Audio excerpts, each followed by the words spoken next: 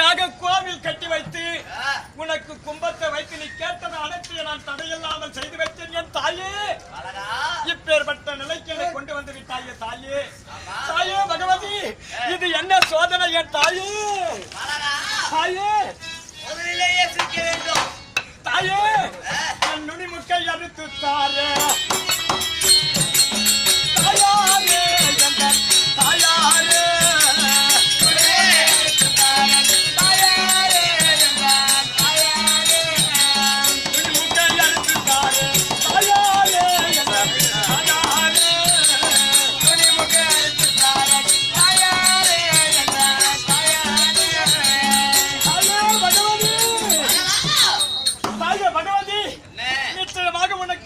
சத்தியத்தை நான் தடையில்லாமல் செய்து கொண்டு வருகிறேன் தாயே பகவதி.